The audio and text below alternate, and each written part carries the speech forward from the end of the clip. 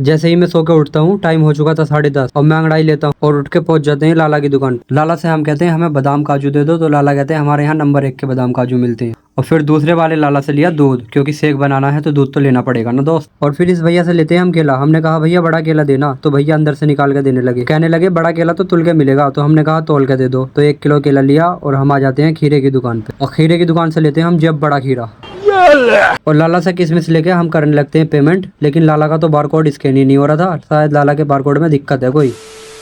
तो लाला के पैसे उधार करके हम आ गए अपनी गली में और फिर ली हमने आज की डाइट लेने के बाद हम बैठ जाते हैं पढ़ने, क्योंकि कल हमारा पेपर है फ्रूट प्लांटेशन क्रॉप का। क्योंकि भैया हम एग्रीकल्चर के छात्र हैं तो फल तो पढ़ना पड़ेगा। 2 घंटे की खतरनाक पढ़ाई के बाद हमने की जुम्मे की नमाज अदा और बाद में लेने आ गए यूनियन बैंक से अपना पैसा। आज की प्रोटीन पूर्ति के लिए हम खाते हैं चिकन बिरयानी, क्योंकि भाई साहब 100 ग्राम चिकन में मिलती है 27 ग्राम प्रोटीन। शाम को जिम जाने से पहले आज हमने लिए केले, क्योंकि हम कभी कभी दही आलू भी लेते हैं, लेकिन आज दही आलू को दिल ना ले लिया, इसका दिल ना ले लिया तो इनने केला ले लिया।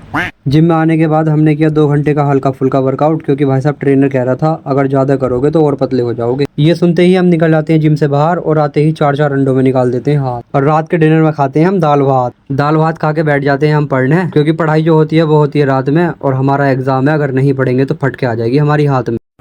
ये बड़ी अच्छी बात कही आप। ऐसे ही दिनचर्या वाले ब्लॉग के लिए हमारे चैनल को करो सब्सक्राइब और इस वीडियो को करो लाइक।